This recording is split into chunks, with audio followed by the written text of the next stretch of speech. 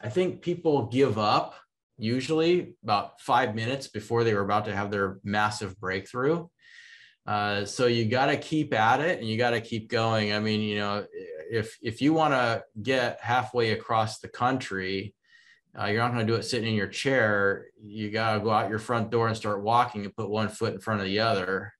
It's the only way you're going to get there is to at least start walking. Eventually you'll get on a plane and you'll fly and you'll be traveling really fast, but you got to start by walking.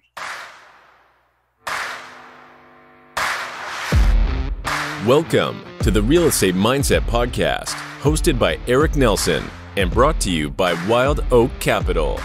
Eric is a real estate investor, business owner, and performance coach. Throughout this series, Eric explores the mindset behind why certain investors are so successful and how we can learn from their achievements and failures. Eric asks the tough questions around the habits, discipline, mindset, and more required to achieve the most ambitious goals. Thank you for being here and enjoy the show.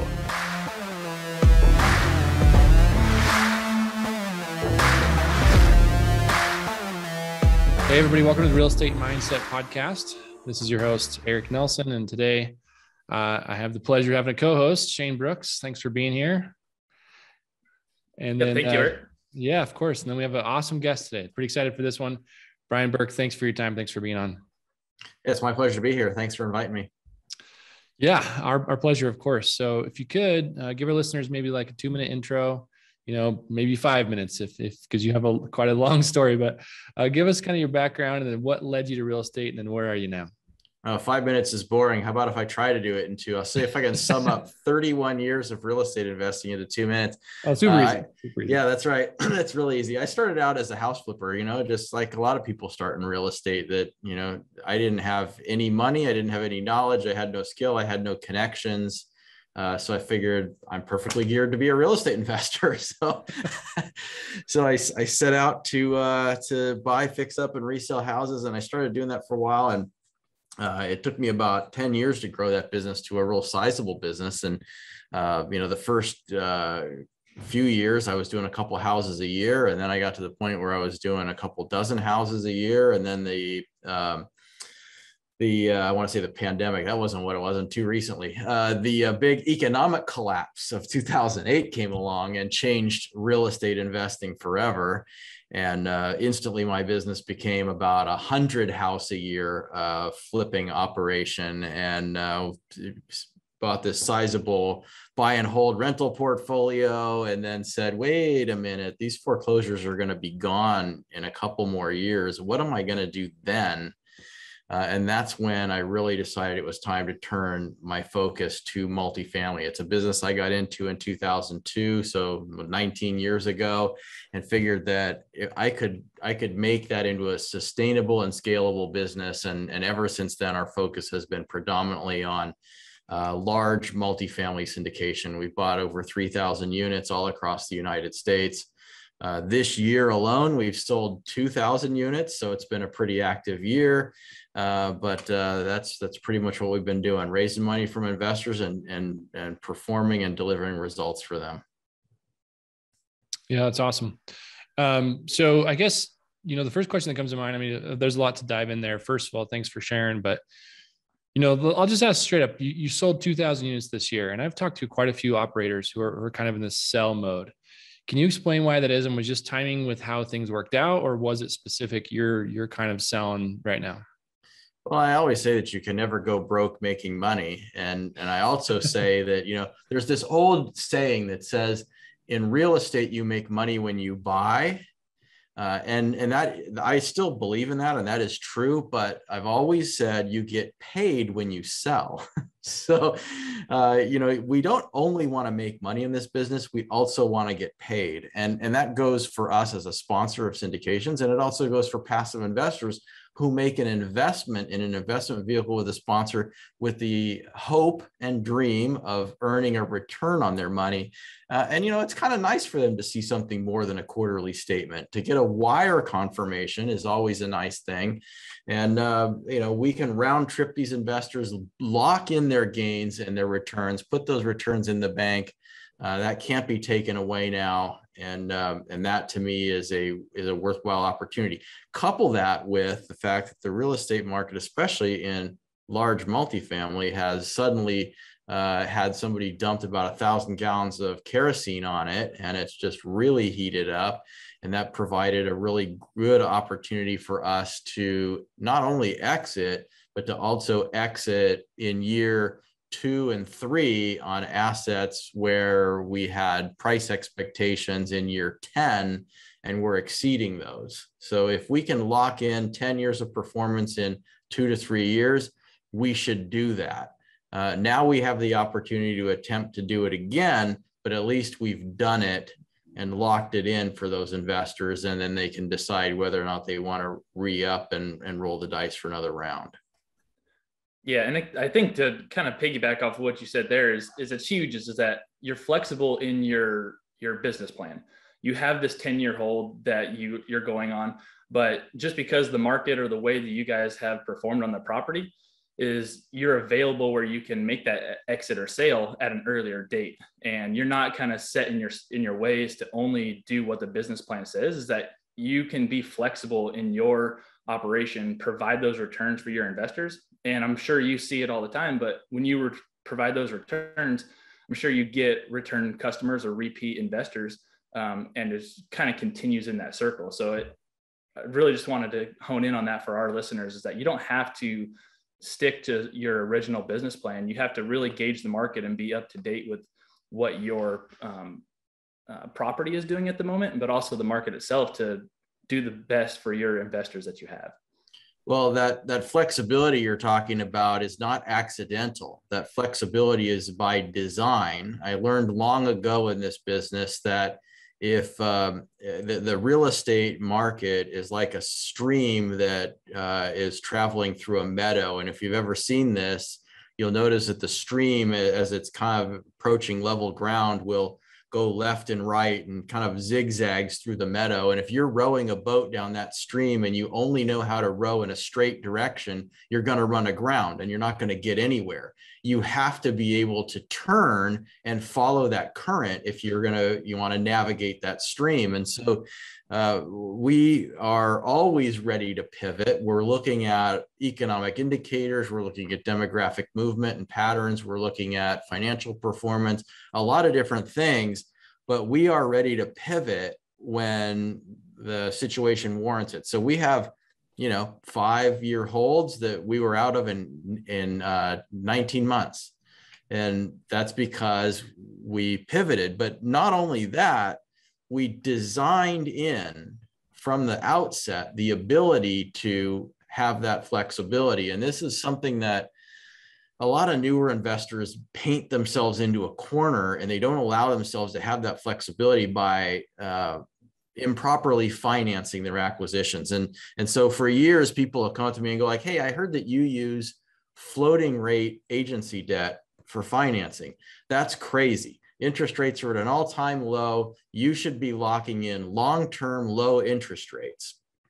And I've defended this position by saying, like, be that as it may, a fixed rate agency loan on multifamily assets comes with a hefty prepayment penalty if you want to get out early. So in other words, if you decide to pivot and exit early, you could give up all, half, a quarter, 2/3, 1/3, some portion of your profit that you were going to distribute to your investors is instead going to be distributed to your lender.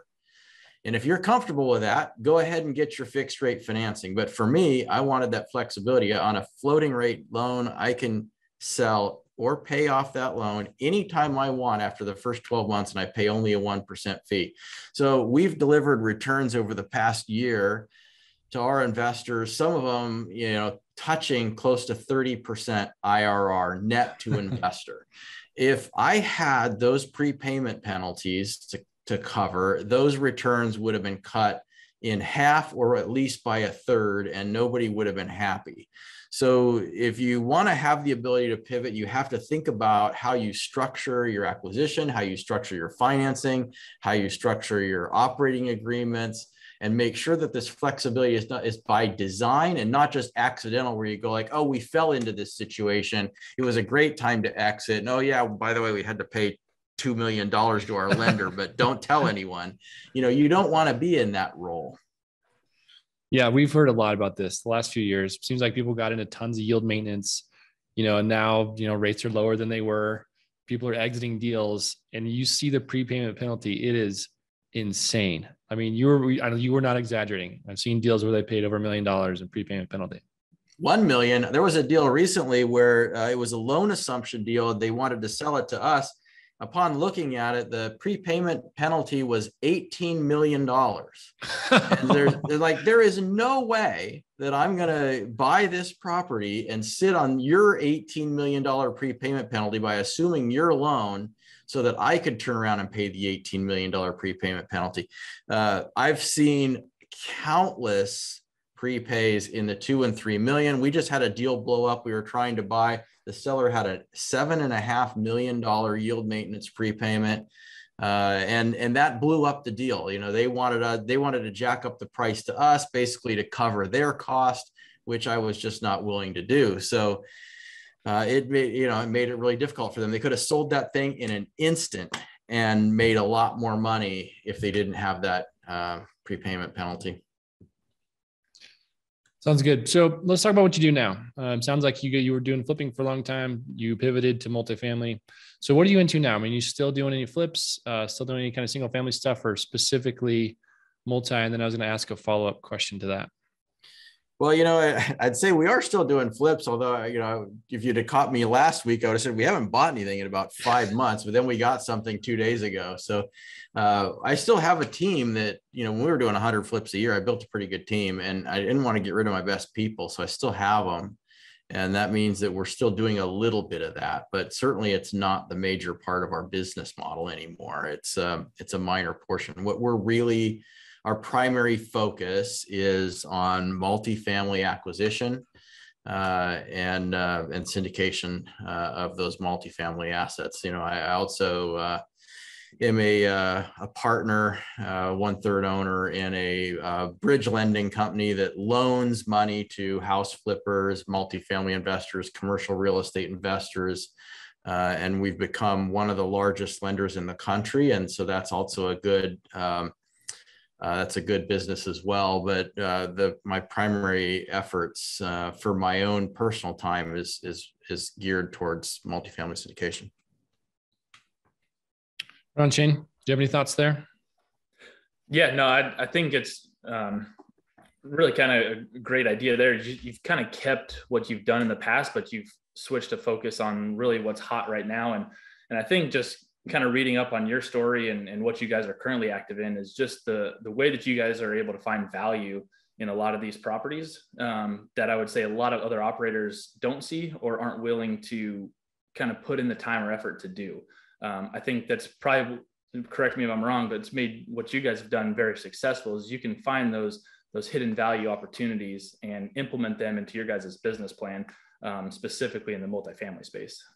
Well, I come from a house flipping background. A multifamily value add is just a long, expensive house flip. That's really, when you would break it down, that's really all it is. Instead of going in and buying and fixing and reselling in 10 weeks or whatever you might do on a house flip, you're buying something that's worth 100 times as much. You have a rehab budget that's 100 times as much, and it takes you 2 or 3 years to get through it all. And then ultimately you sell and you generate a gain. And it's really why we're all here. I mean, most of our investors aren't here because they want to get, a consistent cash flow.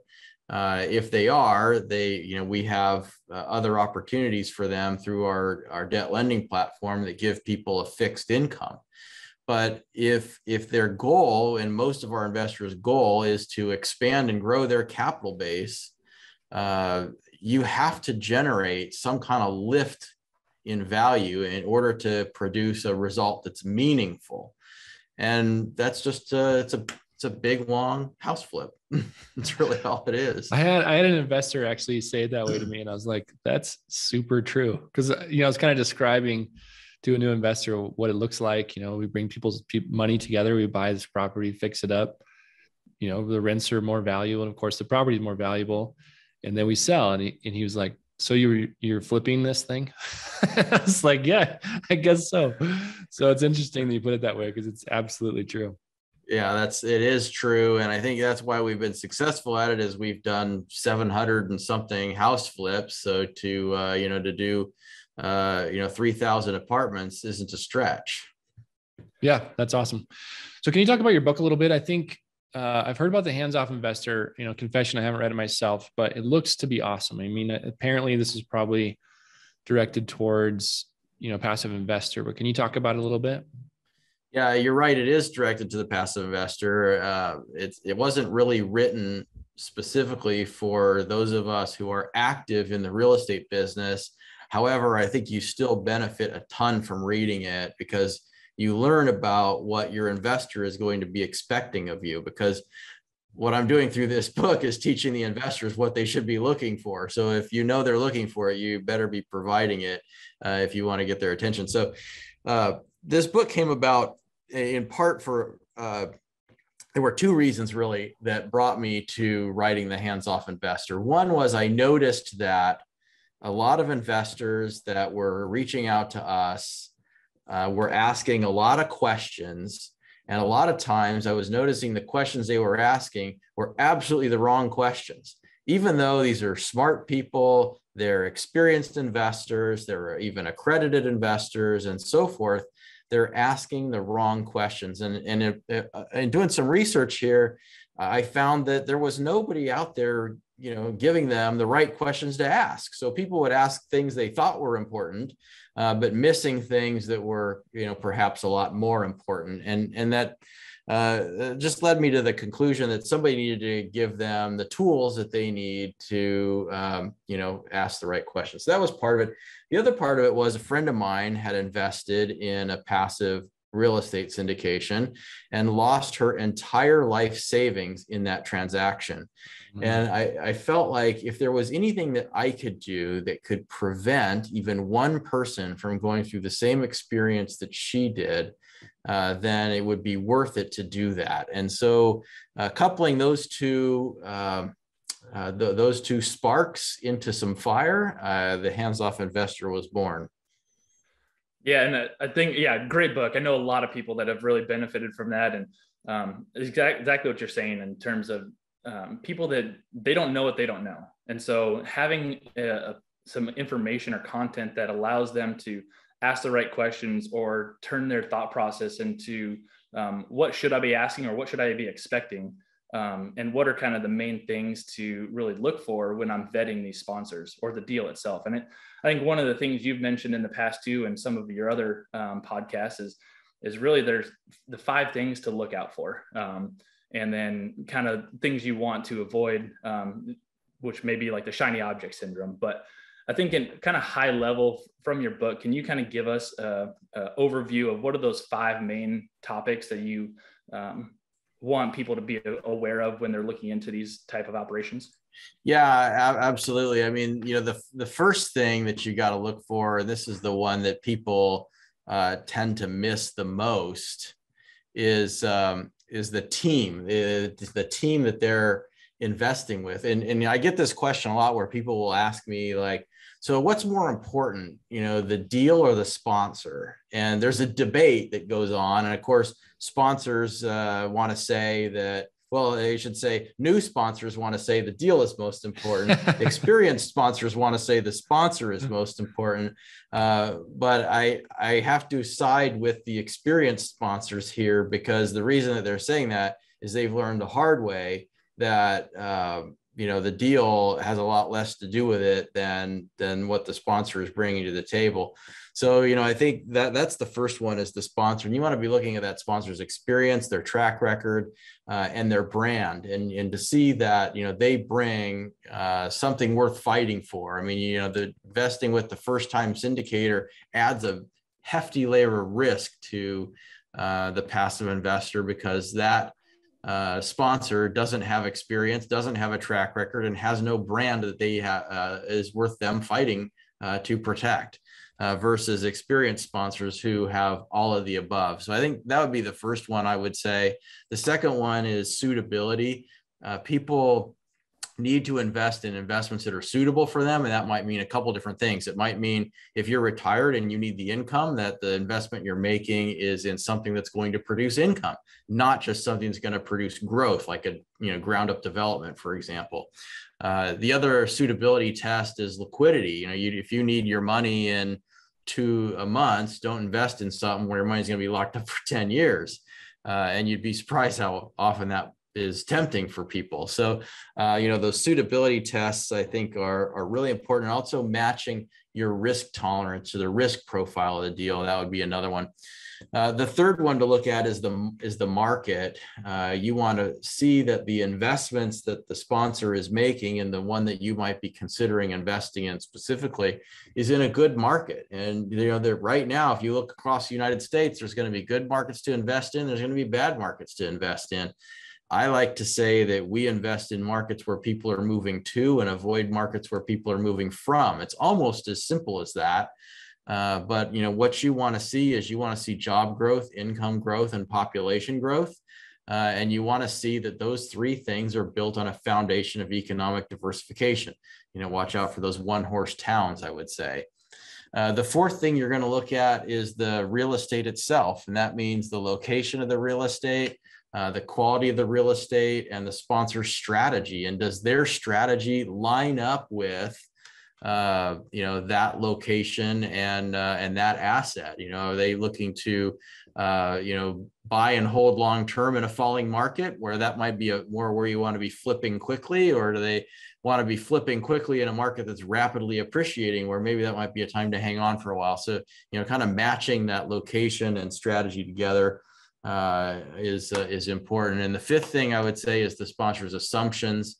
You're going to get an investment deck that's going to have multiple pages of information about this investment opportunity. There's going to be all kinds of assumptions made in coming up with those financial projections. And it's real important that the assumptions that the sponsor is making make sense and that they're supported by data, third-party reports, comps, logic, local custom and regulations, and all that sort of thing. And so if you look at all 5 of those tests, and each of those 5 has their own little subcomponents, so that's a lot to digest. But if you look at all 5 of those tests, you're going to find yourself much better positioned to make a smart investment in your next passive deal. Yeah, that's such a good list. Those 5 things. I think any passive investor listening should write those things down because that's super powerful. I was talking with a friend of mine again today who's an investor, and he asked that very first question he said was, "What questions should I ask?" And he's a really sharp guy. And I said, that's the best question you've ever asked. And I'll tell you what I would ask, in your shoes, but I'm happy to answer more than that. But I think it's super true. And I tend to agree with you. Even though Shane and I are new, we partner with people who are super experienced, because it's true. We can't possibly know what could go wrong or what has gone wrong in the past and how to kind of make that shift. And so that would be kind of my one caveat is I think you can, let's say you don't have experience, it is possible to partner up with someone who does, and kind of get you past that. And then, the last bit you said is the assumptions. So that was the one I keyed on today with the investor was, let me tell you why the assumptions are so important, because anyone can make a deal look good if they raise the rents enough. It just, any deal looks really good if you just shoot the rents up $200, but is that realistic? Is that possible given your budget? Cap rates, those things. What's the exit cap? There's a list of those things that you have to go through those assumptions, try and understand them. Your sponsor should take the time to explain them too. So I appreciate that list. That was awesome. Yeah, I dedicated like a whole chapter, I think it was actually 2 chapters, maybe even more, I don't even know, in the Hands-Off Investor, specifically focused on assumptions, because not only do you have to focus on the assumptions, but you also have to know if the assumption is reasonable or not. And you can't just intuitively know that if you've never invested in multifamily yourself or never been an active operator. So that's why I focused a lot on, okay, you need to know if the rent that they're projecting is sensible. And here's how you find out. And I think that's what's really important is people need to do some due diligence and research. This is passive investing, but during the initial due diligence phase, it's anything but passive. This is the one time where the passive investor needs to get active, do their due diligence on the sponsor, do their due diligence on the deal, do their due diligence on the assumptions, and then they can turn passive. You can't be passive from day one. Yeah, that's an awesome tip. Well, final question from me before we shift. Shane, if you have one more, you can go after this, of course. But, if you've done this many deals and you've raised that much capital, the question for people who are listening, who are getting into this, can you give us a tip, an actionable tip on how to raise capital? Because it seems to me that, you hear it's challenging. And then when you get there, it is a challenge. And Shane and I are experiencing that right now. It's not for lack of a deal. It's not for lack of the ability, but it is a challenge for, I think, all people. So do you have any tips that you can share? Well, first of all, I would say that, read The Hands-Off Investor. And I don't say this because I'm trying to sell books. Look, I don't make my money off books. That was written, I would have wrote it for free. But what it really comes down to is you need to know what your investor wants. And, this book is telling the investor what they should want. You need to know as a sponsor what you should be delivering to that investor. And so, for example, I mentioned the team, experience, track record, and a brand, right? So if you want to raise capital and you don't have a brand, you need to create one right now. Stop using your Yahoo email address and start using a professional domain with a logo and a company name and a real brand. If you don't have experience and you don't have a track record, bring someone into your team that does, because investors are going to be looking for it. And the reason that it's hard for you to raise money is because investors don't trust you. So let me give you the 3 trust curves. This is what a passive investor is going to have to check each of these 3 boxes before they will invest money with you. Trust curve number 1, they have to trust real estate. If the investor doesn't believe that real estate is a good place to put money, they don't believe the real estate market's going up, or they don't believe that you can create arbitrage by buying low and selling high, or whatever it is. If they don't believe in real estate, they are not going to write you a check. I don't care how good they think you are. They are not going to write you that check. So you first have to perhaps either educate people in the advantages of real estate, and you better be good at doing that, or you need to be starting with people who are already over that hurdle, people who already trust real estate. They already know they want to invest in real estate. They don't need to be sold on the benefits of real estate. But you've got to get that box checked. Assuming that box is checked, the next box, the next trust curve is they have to trust you. If they don't trust you, they're not writing you a check. I don't care how good the deal is, it's simply not going to happen. So that means all these boxes that we talked about on this team, experience, track record, and brand, you've got to have all of that, or you got to have somebody on your team that does. You've got to get past that. And if you have no one on your team and you have and you don't have all of those things, then that means that the investor pool that you need to be fishing from is the people that already trust you for some other reason. Maybe they're related to you, they're best friends since kindergarten, whatever it is, they have to trust you. And if you can't get past that trust curve, it's over with. They're not writing you that check. The third trust curve is they have to trust the deal. And if they don't trust the deal, they don't like the market, they don't like the asset, they don't like your assumptions, they don't believe in the underwriting, whatever that case may be. If they don't trust the deal, they're not writing you that check. So if you're having trouble raising capital, it means it's because you aren't checking only one of those boxes. You might not be checking any of them. In that case, you got a lot of work to do. But it might just be that you're not checking one box, and you need to check that box if you're going to raise any money. So I think that's my best tip. And I always say that, this sounds ridiculous to someone that's just starting out. But the truth is, if you want to raise money in real estate, the easiest way to do that is to perform for people. Because I will tell you, once you can get a deal under your belt, produce a result, deliver a return for your investors, you will get more investors. I am telling you this. I mean, when we did one of our first large apartment syndications, we raised $2.3 million. It took us 18 months to raise that $2.3 million. Now we could probably raise $2.3 million in about 5 minutes. And so, we did a $50 million fund. We placed most of it inside 3 weeks. So that repetitive, you do deals to get deals, and you raise money and you deliver performance, and that gets you raising more money. It's like a snowball, but you have to be able to start a snowball from something. So I don't care. Nothing is beneath you. Don't be like, oh, if I can't find 100 units, then I'm not doing the deal at all. Go do a house flip. Go find an $80,000 house to flip using investors' money, produce a return, deliver them some results, and let them be the loudest mouth for you. Nothing is beneath you. Do the smallest deal you can to just get your foot in the game, and that will help you raise money down the line. Oh, that's a great tip. Yeah. I mean, there's a lot in there, and I appreciate you kind of drilling into that, because I think it's so true. I mean, they talk about trust, right? But I loved your kind of 3 pillars of trust. That's so solid.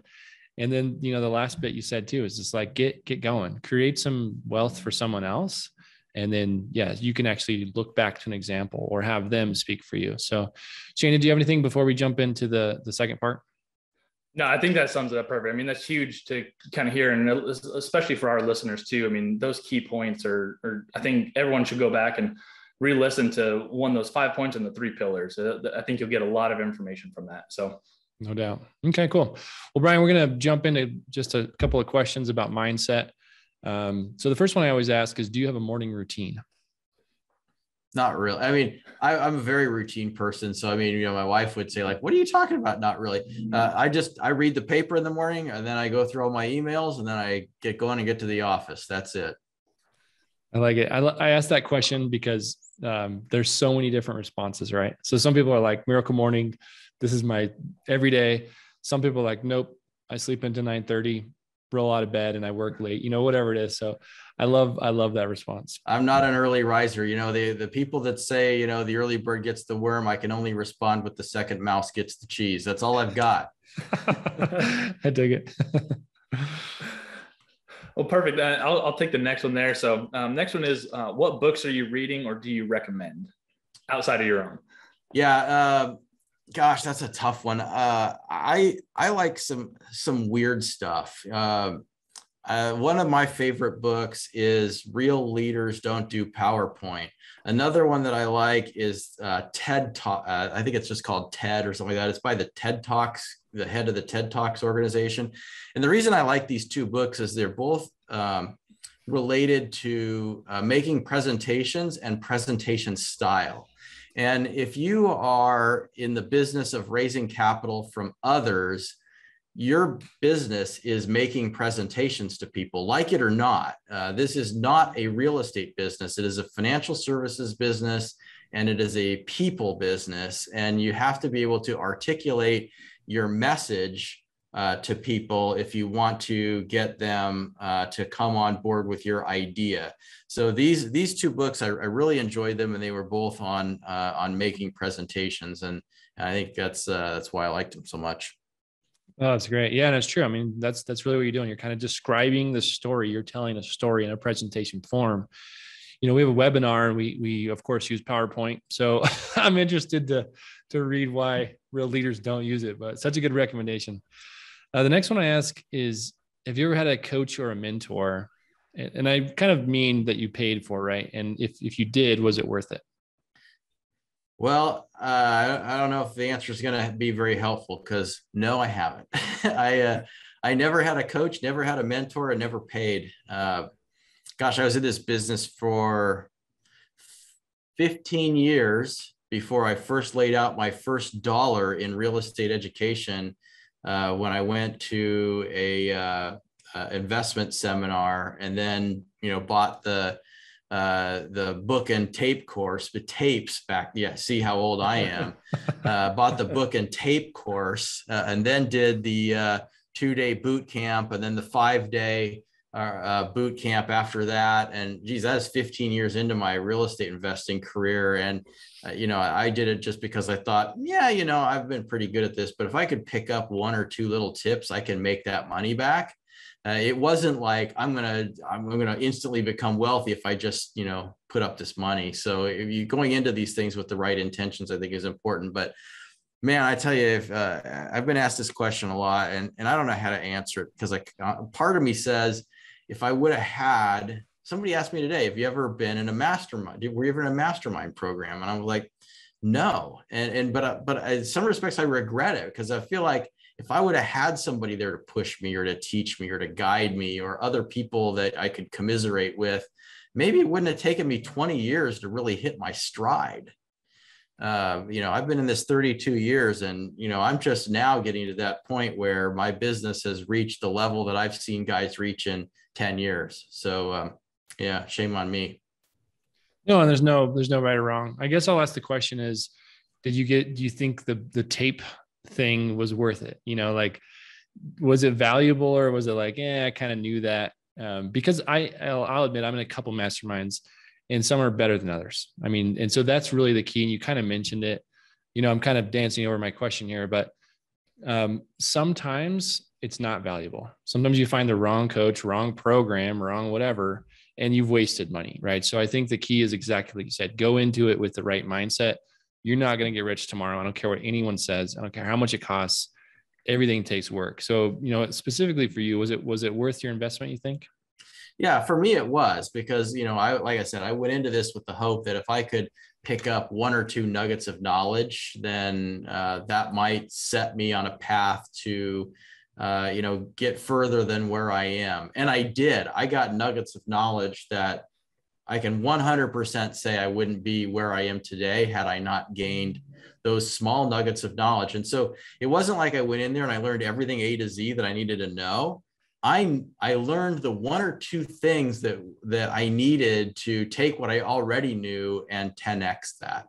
And so I would say for me, it was worth every penny. Now, here's where it gets dicey, is people sometimes will go max out their credit cards to attend a program or coaching or whatever it is on money they can't afford. They'll probably be paying back for the next 15 years if they don't make it in real estate. That to me is scary.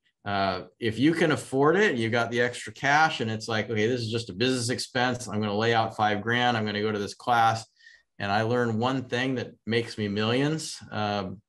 Yeah, I think that's 100% worth it. And in that case, I would say I could argue that I got that knowledge. Maybe I could have gotten it for free, especially nowadays. I probably could have gotten it for free because there's so much stuff available on the internet versus, when I did this in 2005, the information wasn't as readily available.